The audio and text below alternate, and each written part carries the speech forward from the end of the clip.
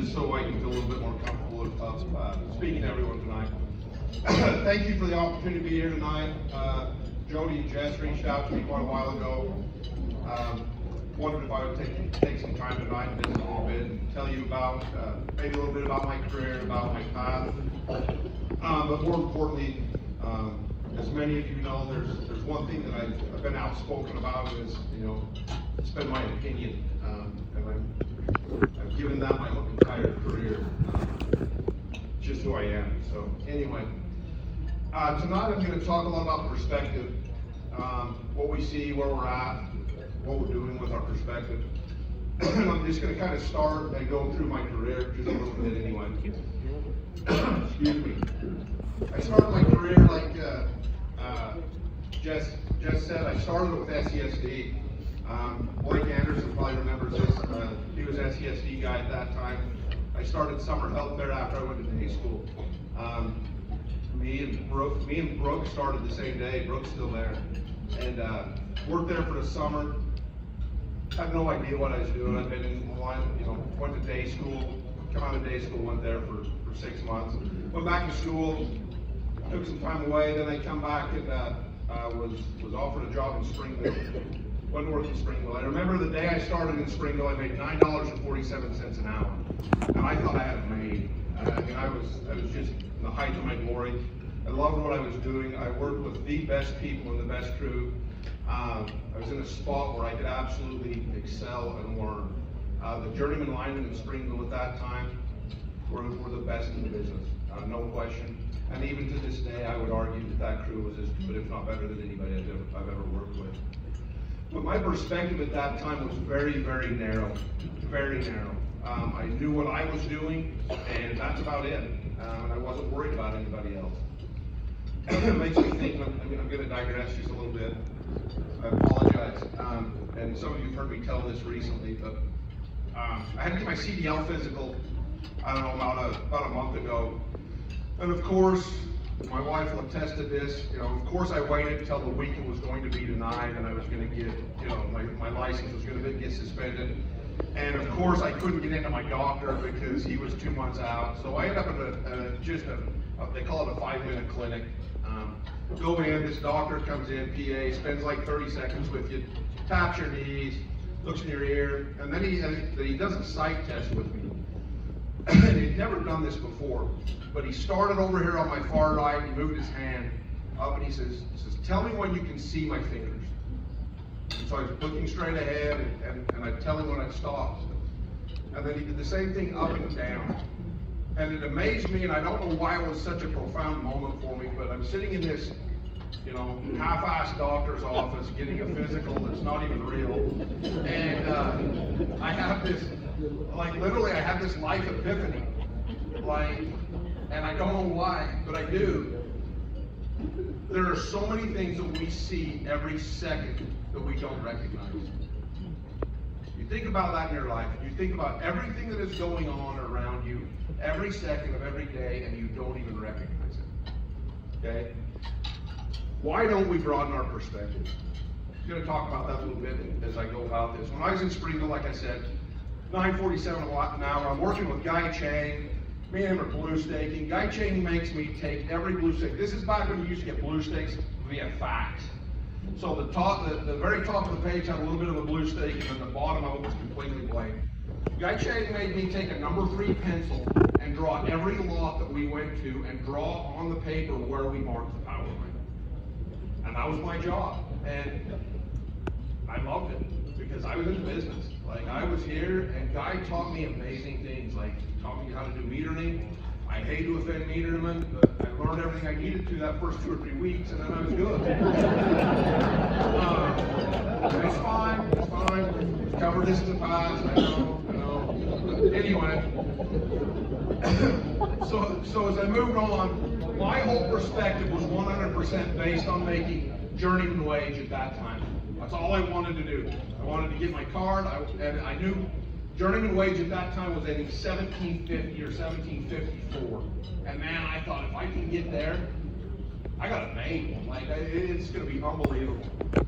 So I go through my apprenticeship, working hard, like I was so focused, and we had so much fun every day in Springville. Like we worked hard, and we played hard, you know.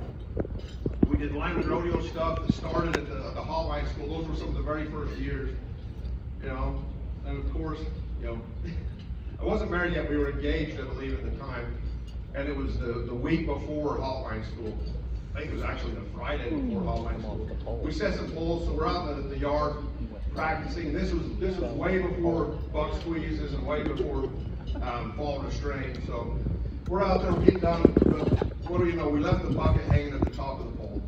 So, hey, run grab that. So I jump, I still have my hooks on my belt, so I start climbing up the pole. I get about 2/3 of the way up, and my right foot blew out, and I lost it, and I'm coming down, and then my left foot caught, and it just turned me flat. And I come clear to the ground, and I landed flat on my back, and I was out. And all I can remember to this day is I remember Jason Tate was my foreman, and he was standing over the top of me, and he just kept saying to me, "You've got to breathe. You've got to breathe," over and over, and I couldn't breathe. Anyway, they put me in the ambulance, they hauled me to the hospital, I was fine, and I got home that night, and I didn't ever really call anybody, and my wife, or fiance at the time, she was not a bit impressed, because I'd been to the hospital that day. Anyway, I loved this so much, it didn't matter to me. I competed Monday. Because that's what we did. Like, that's why we were here. We were there to do it. I see that rodeo invitation come out today for teams, and it just drives me crazy that everybody here isn't dying to do it. Like, I would go today and do it, other than I don't know how to run a buck squeeze. So that's an issue, but I'd figure it out. And that was driven into me by the journeyman and the foreman that I worked with at that time, because we took pride in what we did. Like, we did not just come to work to check a box and to get a wage and to go home. We had pride in what we did, and we loved what we did. Like, we loved it every day. We had fun in what we do. We were safe, and I learned everything, not everything. I look at that era in my career as, you know, what set the stage for everything, because I wanted to be better. Like, I wanted to be that guy. I was an apprentice, and I remember thinking, man, I can't wait to be a journeyman. But then all of a sudden, something started clicking in my head. Well, I'm a journeyman. I can't wait to run my crew. Like, I was already thinking about that. Like, I want to run my crew. Like, I can't wait. Like, you guys that are getting your cards today, you need to keep learning them. I hope somewhere inside it's burning in your head. When I run my crew, it's going to be like this. Like, we're going to do this, and it's going to be awesome. And that's what I hope every one of you do. So, I was just about to journey out, working in Springville. I get a chance to hire on with Heber. That's my hometown. It's where I always wanted to be. It's where I wanted to live. So, I took a chance and went there. So, one of my best friends who I was working with at the time, we actually quit the same day. We hired on in Heber the same day we went up there. So picture this, you know, we're both just punk kids.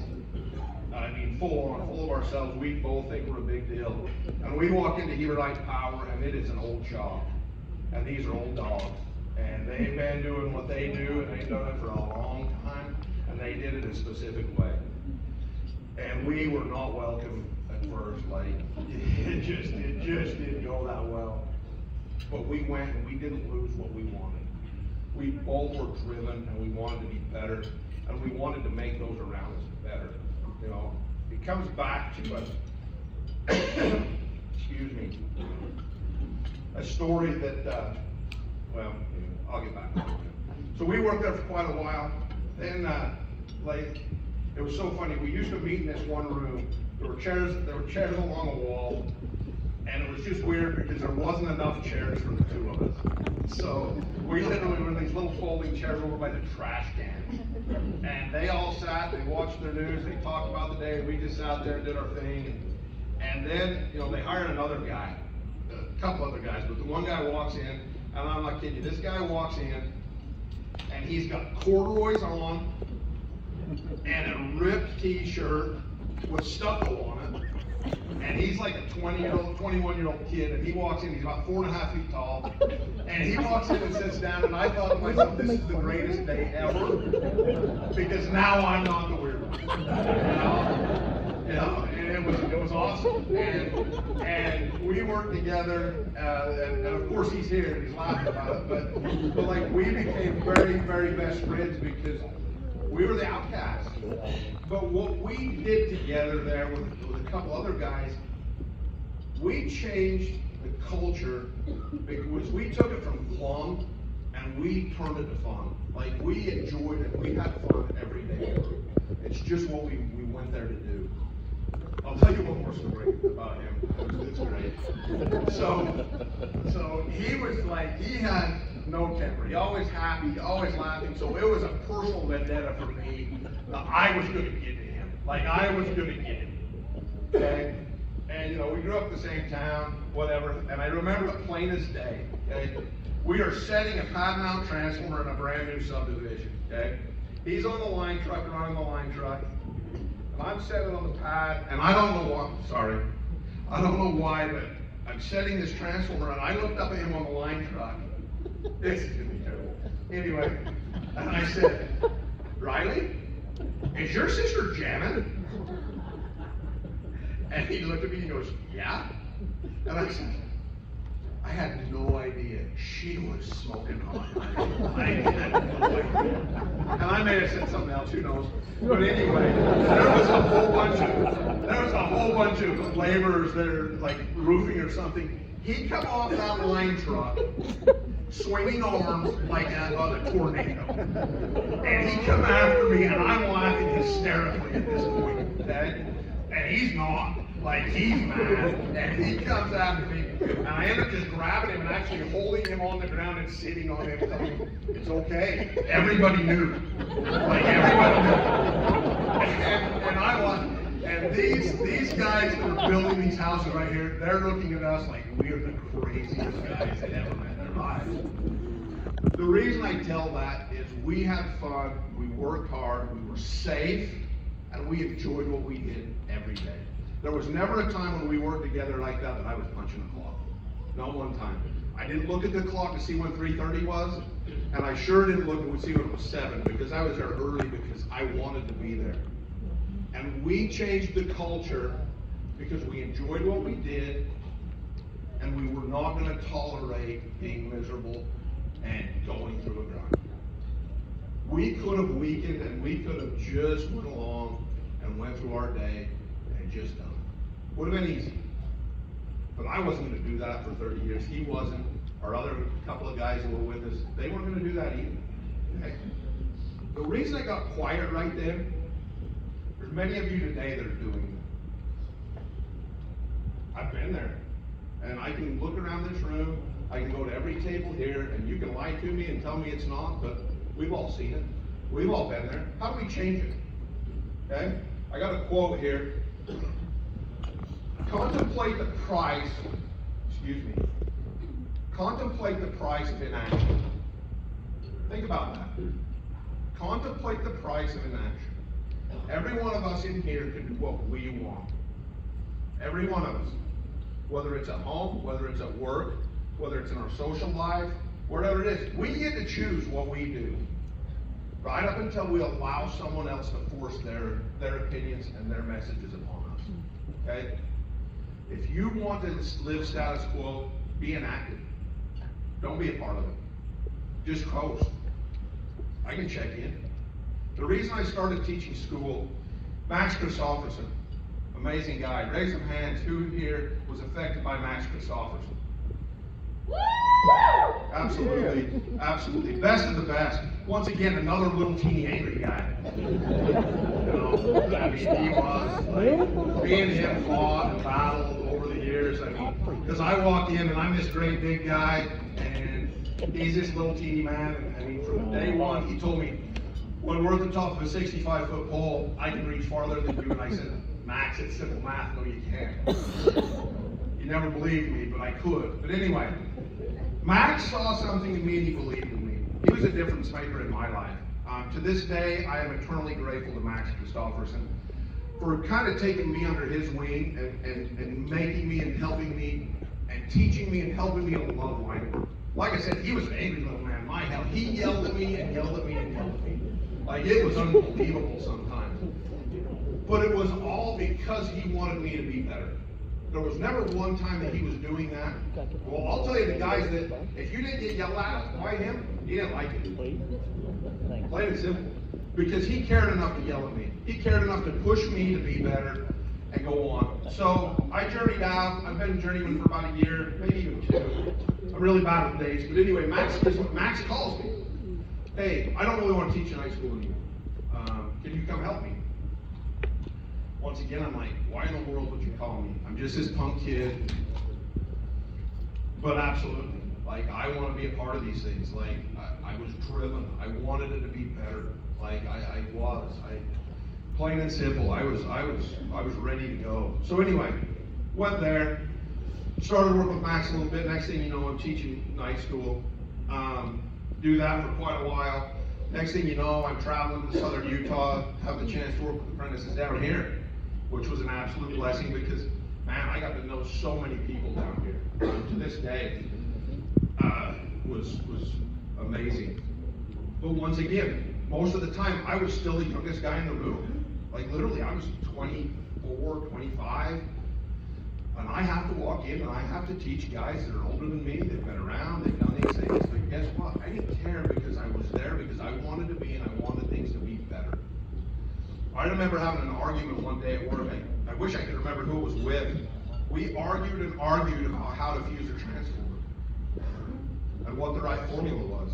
Because guess what? When I went through, guess what? How we fuse transformers? Pull out that stupid chart. I hate best transformer books. I'd throw every one of them away and never pick one up, ever. I do, I hate them, because it makes us dumb. There's guys in here that have heard me say that how many times?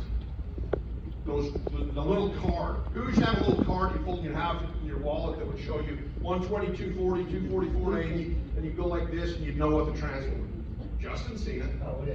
Made you dumb. It did. It didn't teach you anything. We started to learn transformers. And I look today, like, the transformer tests are getting harder, and that makes me so excited. My goal, believe it or not, I wanted to build tests hard enough people would fail, because that means they're getting harder. We're gonna teach guys. We're gonna learn. We're gonna get better. The groups of apprentices that are going through now are smarter and more technically sound than they've ever been, but they have to be, because we're in a trade that is eternally evolving, and you've got to get better every day. I think every time that an instructor takes over, they need to add. They need to add, and we need to get better, and we need to get better, and we need to get better. So, so I do that for a while, go through my career, love my job. As a journeyman lineman at this point, I absolutely love it. Had the best job in the world. But once again, my perspective was only this wide. Now I know what a journeyman lineman does. Now I know what I'm supposed to be doing as a journeyman lineman. Wasn't enough. I wanted to run a crew. I wanted to know what was going on. I wanted to know about the business. I wanted to know why we're doing this, why we do that, you know. These guys have heard me for years say, do not do something because you are told to do it. You want to know why you do it. I wanted to know that through every aspect of my job. So I get it. Once again, I'm really bad at dates. I get a foreman job. We run a 3-man crew, and we ran it for years. It was awesome. Went to work every day. We loved our jobs. We worked hard, and we got better every day. We were working to be safer every day. We were working to be more productive every day. Because end of the day, we wanted to do our job because we loved it. We loved our company. We were invested in our company. We wanted to make things better. So the next thing, I started talking to my superintendent. You know, well, let me back up just a little bit. So through this whole time, I become an active member of the IPSA. I was coming to IPSA meetings as a journeyman, and I'm here to tell you, Bruce can probably attest to this. He was there most of the time. Kelly was there most of the time. This stinking kid from Hebert needs to shut up, because I was there and I was pushing the limits, and these guys didn't want to hear from me. That was how I took it anyway. They probably were fine with it. But I was the new guy, and I was rocking the boat, and I didn't care. We needed to be better. We did. We needed to be better. And we needed to be good to one another, and we needed to learn from one another. We needed to share ideas. We needed to do all of those things so we could all be better. So anyway, I get a line crew. I start talking to my superintendent. I'm like, How do you price these jobs? How do we know what we're charging people? Well, somebody started showing me. Well, then it became really evident to me. I'm like, a cutout costs how much? I just threw 4 of those in the dumpster and they were brand new and they cost how much? Okay. Well, let me think about that for a minute. If I'm throwing that much money away, that's money at some point that I can justify that could come back into my pocket through wages. I gotta look big picture. I gotta look return on investment. This is about when that started really keying into my mind. I don't even remember who told me that is ROI, return on investment. If I invest my time, if I invest my resources, I should get a return. Well, maybe if I start saving this company some money, books are gonna look better, it's gonna be easier to give pay raises. Bosses are gonna like us, things are gonna get better. That's all we could hope. So at that point, we started sharing that information in our utility, how much everything costs. And boy, the lights come on, you know? By a show of hands in here, how many people can tell me what a single phase 25 kVA pad transformer costs? Ballpark number. Herbie? Bring your hands down, Herbie. You know? Who journeyed out this year? Any idea? No clue, right? Anybody? Anywhere from $4,000 to $6,000. Had no idea, did you? I mean, those you draw. We're not going to talk about that, okay? A stupid dummy cap. How many of us know how much a dummy cap costs? $50 a piece on the cheap days. We've got to know these things, guys. We have to know these things. And the reason we have to is if we want to run this industry and we want to take it to the next level, you are the guys that are going to do it. Me and Rick are done. We're going to coast out of this deal a couple more years. We're not the ones that are going to take it into the next generation. We're not the ones that are going to do it. We're talking about 13, 14, 15% rate increases to our customers at different times. If you want them to not complain that that's because they're paying your wage, you better be doing an unbelievable job of protecting your company. Like it or not, that's what you better be doing. If you're just going to check in at 7 o'clock and go home at 3:30, and this will make people mad, but I don't care, go home. We'll just pay you to stay home, and then you won't ruin the morale of the crew. The guys that want to be there. And that's a true story. And everybody here knows that. Whether you want to say it or not, you got guys in your shop that you like, I just should pay you to stay home. It'd be better. Don't be that guy. Why would we want to be that guy? Come and enjoy your job.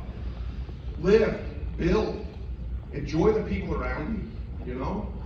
I told this story years ago, so if you've heard it, you know, it's a repeat.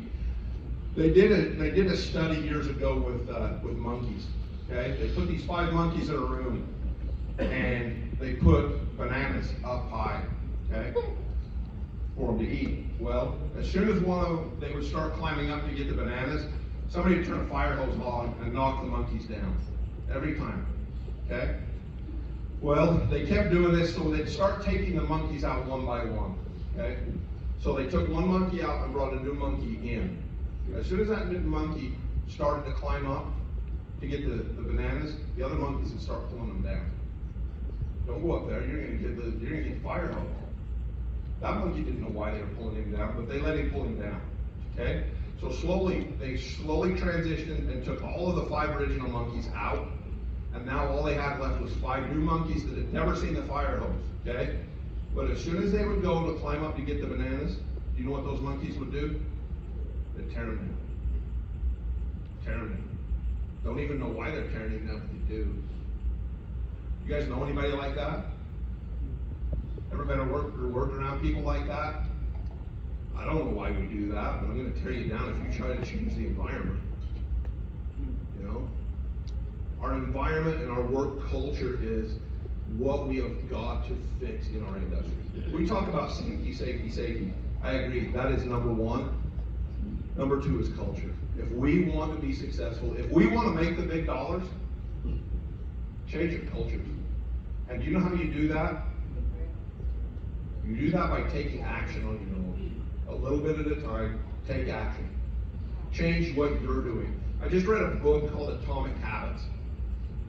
If you've never read it, read it. It's amazing. It talks about changing little habits in your life. It talks about 1 degree and different things like that. But it talks about, one of the things it talks about is stacking habits. Okay? If you've got a habit of first thing in the morning going to work and filling up your coffee cup, okay? That is an ingrained habit you do every day. It talks about stacking a good habit on top of that. So as soon as you get that cup of coffee, instead of going and sitting back down in your chair and bullshitting for another 20 minutes, take your coffee and go. Make that your new habit. Stack a good habit on top of a bad habit. It's not necessarily getting rid of the bad habit, it's drowning the bad out with the good. That's what life's about. We've all got bad things in our lives. Well, we've got things we're going to struggle with. Drown them out with the good. End of the day, that's why we're here. There's a quote. I'm going to end with 2 quotes, and then I'll get out of here, and we can get on with things tonight. I'm going to give you 2 quotes here, maybe 3. Be the reason someone in the world believes that people are good. Be that reason. Be good to your people. Be good to your guys. Be good to your coworkers. Be good to your wife. Be good to your kids. You know, be good to the person that you walk past on the street by just saying hello. Makes a difference. I don't care who you are. Makes a big difference. You know.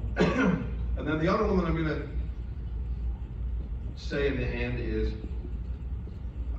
I've been blessed as I've retired for a year. I've still been able to stay in the industry. I've been able to go around and I've been able to talk to a lot of you over the past year.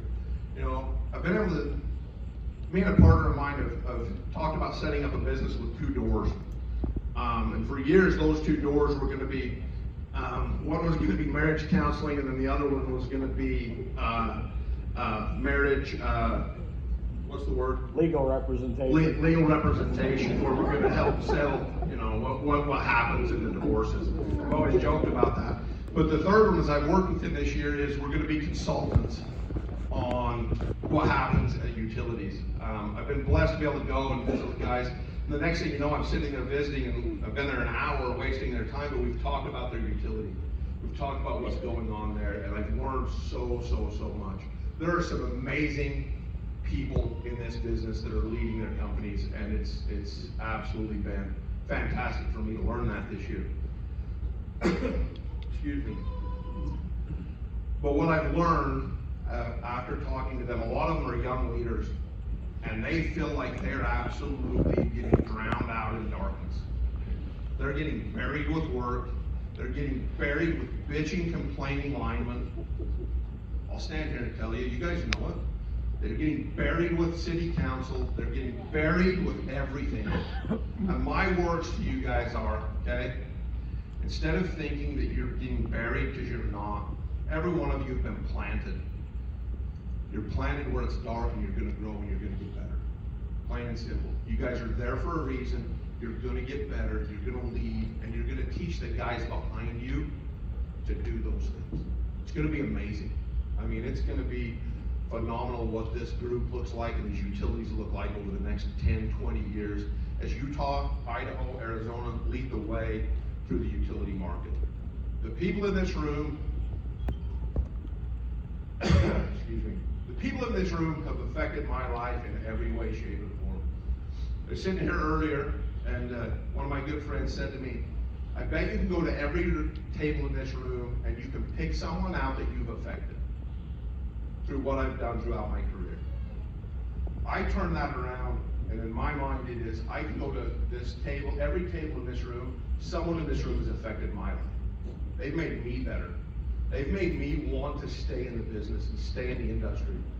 You know, I didn't retire because I didn't want to do this anymore. I retired because I wanted to do different things in the industry and meet new people and more people and have them affect me and make me better. So, in closing, there's a quote by a Danish philosopher that says it's an ironic tragedy that our life has to be lived in forward but makes sense only in reverse. If we could all look at our lives when we end, it all makes sense. When we're going forward, sometimes it doesn't. We don't understand why we're where we're at, but guess what? We're there for a reason, and we're there because we're here to make things better. My plea and my hope Go make a difference where you're at. Be a difference maker. When someone who wants to complain, say, let's go to work. Why are we complaining? Linemen are not lazy. But I'm here to tell you, you put the wrong group of linemen together, and they're lazy. They're the monkeys, and they'll pull each other down, and they'll do it over and over again. Young guys, be a difference maker. If somebody doesn't want to do it, you walk into your operations manager's office and say, they don't want to do it, let's change. I don't know one operation manager here that won't say to you, let's change. They want it. The operations managers want linemen that will stand up and question a foreman that's being lazy. That's what we want. We are dying as operations managers to have employees that care enough about their company that they're willing to stand up and do it. We're sick of guys coming into our office and crying because somebody's mean to them. Make a difference, make a change. Be the guy that stands up. Every operations manager here will have your back, guaranteed. Justin, you got their back? You'd love to hear that, wouldn't you? Walk into his office and say, we gotta change something. I want a difference. He'll get behind you, guaranteed. That's what we do. But we are dying for linemen to do that. You guys say it's a brotherhood. You guys beat your chest, say you're a big deal. Go out and prove it. Change your environment. Make things better. Be good to one another. Thank you.